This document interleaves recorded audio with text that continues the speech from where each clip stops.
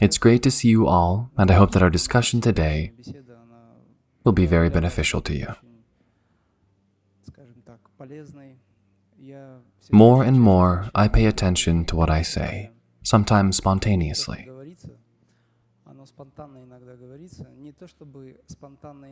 Not spontaneously without my involvement, but precisely in the flow, so that the aspects need to be awakened in each of you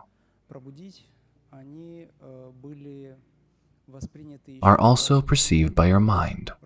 This is critical. And I'm increasingly giving what I refer to as keys to realization. Because while some believe that the keys to realization are some special super skills, the truth is that the keys are understanding. Understanding how to go through it and take it in is the key to self-realization and progressing to a higher level. This is a crucial point. Therefore, I ask that you focus your attention and your mind on it. The subject is, as usual, Kriya as a spiritual practice for speedy progress and evolution. I'm going to talk about it right now. It'll take 15 to 20 minutes. Then there are the questions, because there are a lot of them. And I'd like to pay more attention to them, which will result in a disclosure of the issue itself. Because as you may be aware, we do Kriya practice in groups, with individuals, and with everyone. The question arises, why? Why Kriya and not something else? Given my extensive research in the sense that I practically tried everything on myself, the research of the very concept of yoga and Taoist practices initially, obtaining only Kriya, I came to the conclusion that this method is the most effective in every way, in terms of speed, acceleration, and what is referred to as the very concept of yoga for advancement. Then, according to ancient texts, Kriya is the pinnacle of all spiritual practices, the high level of Raja Yoga. Babaji, the immortal Himalayan saint, demonstrated it, and not only he but other individuals, 18 cities in total. There are more than 144, and possibly more, some are unknown. But 18 cities are the most manifested in our world, in our social life. 2 of them are the teachers of Babaji the Immortal. This is Bogar, or Boganathar. He is also known as Agastya and Ramalinga Swamigal, who is also Babaji's disciple. They both reached an immortal state, where their bodies were transformed on the physical plane. While it is obvious that these are high incarnations, that we can think of them as avatars who have entered the world, I will tell you that every soul with the radiance of the 16 suns is you, having the quality of avatars and the aspect of the Absolute. We are some essence of the Absolute itself, and thus it is critical to understand precisely what we consider ourselves to be in need of awakening. Therefore, Kriya is extremely effective in this regard, as it allows for the conscious acceleration of this process. This is an important point. If we're talking about what we truly desire in this life, many people who engage in spiritual practice are looking for a technique. We need to figure out what we want, what our interests are. Many people practice to gain superpowers. There's nothing wrong with it, but there's also nothing good about it, so they're wasting their time. Since there's also self-realization in the Absolute, in the Creator, in the original nature underlying it. To achieve this, many years of life and nurturing are required. But if we're talking about what we really have to do, we must be determined. We cannot say that we sincerely did something for ourselves, that we are objective in this sense, unless we have followed the path, chosen sadhana, spiritual practice to the end until we have no experience or result. To fully comprehend how well the system works, you must first demonstrate it in yourself, which requires practice. Unfortunately, nothing works without practicing. There is, of course, a high technique, the highest where you do nothing, which is when you very, very tearfully, earnestly, I would say, ask the higher for self-realization. Then, the Creator may simply give you liberation, but not the fact that you retain your individuality so as not to distract Him with your tears. It's like a dream. You fall asleep, and there's nothing else behind it. Remember that state when you wake up and suddenly realize that there was nothing. You closed your eyes 8 or 9 hours ago, or 3 days ago. Whatever. You open your eyes, there was no dream, there was nothing. And you realize that you were gone. It is a very deep state, but nothing happens. But now you are jivas. Each of you are jivas, that is, a soul that has acquired a body, and you are living in this sense. Just as this jiva is alive, a person who is alive signifies that the soul is present in the body. He is alive, and this is referred to as a jiva in Sanskrit. Jiva is at the mercy of the mind, at the mercy of one who dominates everything, in the lower astral. So yoga practice is required to transcend. The effect of the one who rules and claims our mind. To go beyond in order to awaken that which sleeps inside us and is currently sleeping. As a result, it is Kriya Babaji who teaches self-realization techniques such as Kriya. I'd like to call the attention of individuals who may be attending a presentation for the first time. We are now discussing the Kriya Yoga that Babaji taught through Lahiri Mahasaya. In this case, the Kriya Yoga that I am referring to is not a part of any yoga or a sort of yoga. Kriya is the method that Babaji taught, and it is the foundation of what is known as Raja Yoga, as well as the pinnacle of Raja Yoga, which is the higher level of Raja Yoga. This Kriya I'm referring to now, since in the modern world, many Kriya movements have emerged. For example, Satyan Saraswati have a book, you've probably heard of it, in which he teaches Kriya Yoga, but in reality, they teach Raja Yoga practices, which they call Kriya Yoga. I can do some asana and call it Kriya, and in theory, I'd be correct. But it is not Babaji Kriya, and it's very different. So I believe that if anyone is interested, more information on this subject is best learned from the sources of Autobiography of a Yogi by Paramhansa Yogananda, and from our resources. But the best way to learn more is to attend a seminar. That's the way I'm inviting those of you who haven't been before. There is nothing complicated about this life. But there's also nothing easy, because everything is complicated. The tricky part is figuring out what the lies entail. Do you know what I mean? This is a lie, and all that is false is complicated. If we are talking about what we really should be doing, we should be walking in a condition of goodness and stability inside. Confidence, openness, open-mindedness as such, acceptance, approval, and I mean it's a long list. To get there, you must learn to experience your core, your spiritual center from the inside.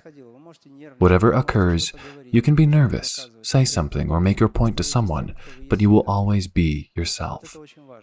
This is very important. The moment you arrive, you are not scared of anything, because you have something to hold on to.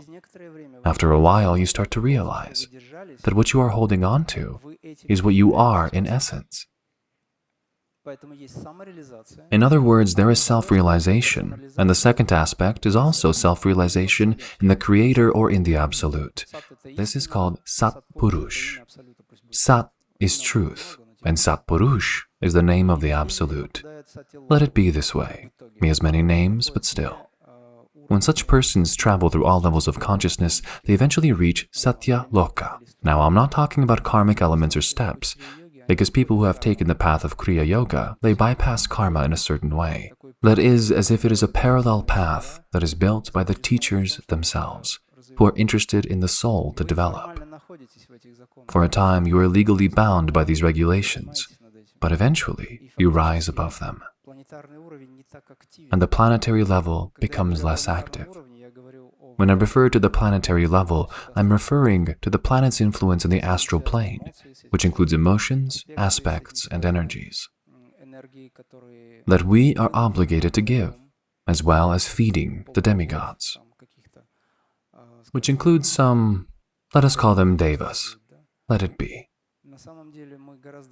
In fact, we are much higher. I say it plainly and openly.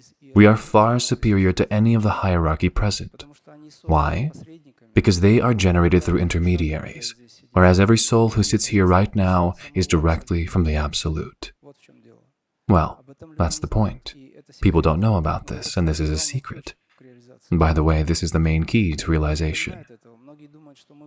Many people do not comprehend this, and many believe that we are dependent because we are in this karma, which is created again by this hierarchy. We are dependent on a superior, a hierarch of some level of consciousness, a deva, a demigod, etc. But the Father, that heavenly one who exists everywhere and is the basis of everything, is simply waiting for us through our aspiration and helps us directly to come to what we want to come to. It is true joy, light, and a constant vibration of love and experience. In order to come to this, of course, you have to work on yourself, to shift your attention to the divine. Satya Sai Baba says that if you aim your attention toward God, your mind would become divine. And anyone who is not interested in your realization has no chance, no possibilities, and no place to stay. Because if we talk about the notion that there is someone who is hindering our development, he is located precisely in our mind. And if we do not make room in our minds for it, switching our minds to the divine, that has to be done very technically, all the time with awareness. It is a non-mechanical work, absolutely. That is what Kriya is, since it is in the form of a magnificent boat, the boat that will take us to the other side.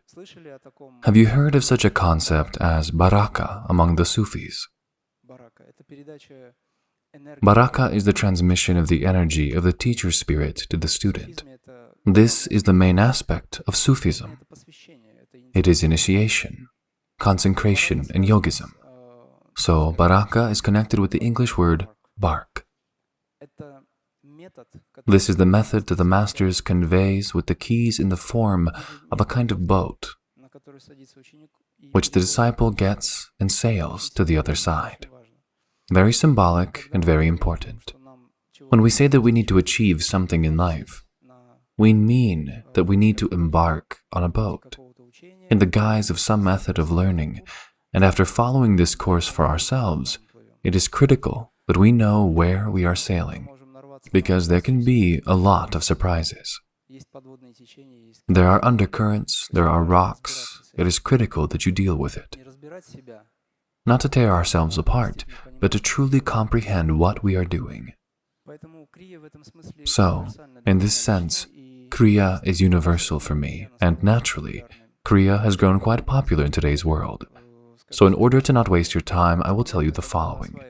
When you master the techniques of body energization, there are 6 levels. They are given as a seminar. It takes different time to each person to master it. It depends on the number of incarnations of the soul, the awakeness of the soul, the level of consciousness, the purity of consciousness, the purity of heart intentions, and many other factors. So, the Master decides whom to give the 7th level immediately, as I did, and whom to give it later, and somewhat even in the next life. I'm not interested in the next life. I'm interested in each of you realizing yourself in this life. If you come into contact with this teaching yourself, by teaching, you can also mean your higher self. Jnana, or walker of knowledge, is a part of the higher self, since the higher self is often portrayed in the form of knowledge. Jnana is ultimately the highest knowledge, which is God. That is why Kriya is an element of God to me, and if I can speak with Him in this way, my whole Kriya practice becomes a hallowed deed. Do you know what I mean? It gets results much faster. It is not merely techniques. It is not techniques acquired from elsewhere and collected together to accomplish something in this life. Kriya is universal in this sense because it is direct communion with the Creator, prayer in action. It will not take long if I offer someone the 7th level from the time of mastery, considering all aspects, but no more than a year. 1 inhalation and 1 exhale will be done from the time of mastery. This is me explaining the process to you. What is Kriya like? 1 inhalation and 1 exhale is all there is to it. This is the first year of your development. That is, you may live a year of evolution in 1 conscious breath that travels through the spinal centers, waking particular areas, the so-called chakras, where you ascend in awareness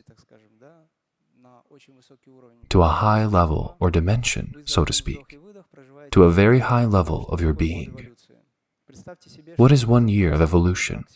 Imagine you are engaged in spiritual practice and you eat little, sleep little, do not get sick, and do not die, as frequently as people do in everyday life. That is, people die every day because they grow old, weaken in everyday life, hoping for something, and their vitality fades. However, you devote this year to your sadhana, and you practice every day, from dawn to dusk, knowing what you are doing, reading spiritual literature and communicating with the masters.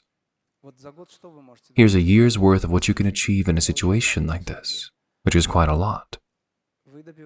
Kriya takes half a minute to perfect from the moment you master it in 1 breath and 1 exhale. If we want to reach the level of cosmic consciousness, in order to start living correctly, creatively, without fear of death, to be more expressive and not suffer as much as we used to, we must immerse ourselves in this energy and change our consciousness, our attitude toward life. Over and over again, this is the path to immortality. And it begins with the acceptance of cosmic consciousness, the cleansing of the mind in the mind's direction toward mindfulness, high energy and awareness, since we are all mindful. It is thought that those who have souls with such a high degree of initiation, as you have, more than 1,000 incarnations, and such an experience as you have intellect. Your mind is almost awakened, but you do not know how to deal with it, where to focus its energy, and the mind distributes this strength to its needs, the 5 senses out of habit. As a result, Kriya Yoga is a way for activating the processes of pratyahara through breathing, resulting in a shutdown of the 5 senses: vision, hearing, scent, taste, and touch. Do you remember we have those? Through pranayama, you may consciously turn them off. Lahiri Mahasaya, Babaji's disciple, from whom we obtained the Kriya, requested Babaji for permission to pass on this information, knowing that people would have little or no time for self-development. That is really tough in today's environment. He pleaded for this knowledge by requesting permission to impart it to anyone he thought suitable. owing to his cordiality, generosity, and good disposition, among other qualities. According to him, Kriya is the truth and everything else is a lie. Why? Not because he has belittled other aspects of yoga in the eyes of others, but because Kriya is an action on the way to the high, a precise action, very mindful, correctly done, a performed action and perfect in its execution. So, the Kriya that Babaji and Lahiri Mahasaya are referring to is a direct manifestation of the Creator himself. That is where I begin the discussion, and this is the queen of yoga. But in Kriya, I was leading up to the fact that I believe Pranayama to be the queen of yoga. Why? Because to put it another way, Pranayama is not about energy control, it's about creating conditions. It is also, by the way, the key to interacting with God. Because we cannot interact with Him unless the requirements are met on other occasions. What do we do when our dearest guests, our closest friends, come to see us? We clean the house, cook, prepare our own meals, and so on. In other words, the entire day is dedicated to welcome close, beloved guests to our homes. But who can be more precious than the Creator himself, who yearns to come to us and express himself through us every second? We appear to be a manifestation of him, in fact. And in order to do so, you must first establish the necessary conditions. That is why Kriya is yoga. This is precisely what prepares the way for this great good, that grace, or the Holy Spirit to arrive. It is termed Shabd, or Holy Spirit, in yoga, because it is the energy that manifests as light and sound, since God is light and sound, and we need to practice, energizing the body and activating the neural network in order for our awareness to be pure. We need to practice constructing this neural network again, generating new neural connections, since it will be very difficult to progress without it, and we will have to give up everything we enjoy in order to do so. Giving it up in the sense of realizing that you no longer require it, such as watching less information since it establishes neural connections. Our brains react to everything and constantly form new neural connections. It is up to us to determine what they will be and of what quality they will be. Do we need all this? As a result, Pranayama, the queen of yoga, creates an ideal atmosphere for absorbing spiritual energy. It suppresses the five senses, so while we exercise, we do not feel compelled to glance at WhatsApp. Put away your phone, so far away that you are not bothered to get up and get it. You will be too reluctant to get out of bed. And then you will do the rest of what you are required to do, except when it truly means to you to answer the phone if it really matters to someone. This is a feature of ministry. So it takes a half minute to breathe in and out, and one breathing cycle takes a half minute. But you live 1 year of your life, so you can see the comparison. 1,000,000 years of development are required to achieve cosmic consciousness or human liberation.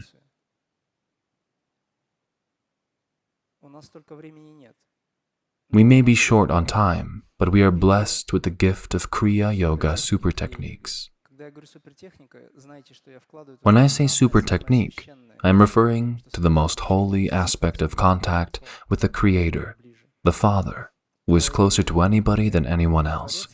I'm not talking about a creator like Brahma who created the world, or a creator who rules over 3 dimensions all the way down to the causal plane. I'm referring to the Absolute, who created and governs all other dimensions, i.e. the original. This principle, I am, is strongly manifested in us. To achieve this condition, we must use Kriya methods to compress the energy of 1,000,000 years into one life, or even a few years with rigorous practice. This occurs because we act while everyone is sleeping at night. Let's say 8 hours of sleep. I'm not worrying you now that you cannot sleep, etc. I'm just suggesting you should be ready for it. By the way, sleep should be plentiful and of high quality. However, if you have the time, you may do it at any time of day or night, anytime you want in your spare time. 8 hours of Kriya practice, just one breath. You do not need anything else. That is 1,008 years of your evolution. And now multiply 1,008 years, or 1 day or 8 hours by a certain number of years, and you realize that 1,000,000 years can be worked out very quickly from the moment you master it. It does not matter how old you are, even if you are 80. If you start practicing Kriya, you will be granted more years to realize, because the space of time for realization opens up the minute you start on the road. This is one thing. And the second thing is that a person simply gets stronger. He gets stronger as a result of strength being given. Why? Because he expressed his desire to achieve that extremely high component, or the very purpose of life. We came here for one and only one reason: to correctly recognize ourselves and to terminate our lives, or to extend it as much as is required to end it appropriately. We come here to spiritualize material nature, to convey our cosmos via light and melody rather than technocracy. We have been put on this technocratic path. On the way to this, ways for opening centers are given in the 7th step, and this is clear, that is superpowers, and all that is associated with it to obtaining cosmic consciousness. You will already manifest superpowers as a result of your proper path. To reach enlightenment in what is known as Raja Yoga, for example, you need 48 years, or many lives to meditate in solitude, say in a Himalayan cave, preferably without a tiger entering it. And this is a rare situation. Well, there are such places, of course. And practice. To practice, providing you have knowledge of the subject, someone else must serve food, because you did not reach samadhi instantly, which necessitates the lighting of a fire and making something to eat. As a general rule, such systems are communally articulated. Therefore, there are monks who support each other, or ascetics, who are not always monks. There are women who marry and assist their husbands, and vice versa. This is a very important point, but for the matter, Kriya practice does not need to be abandoned.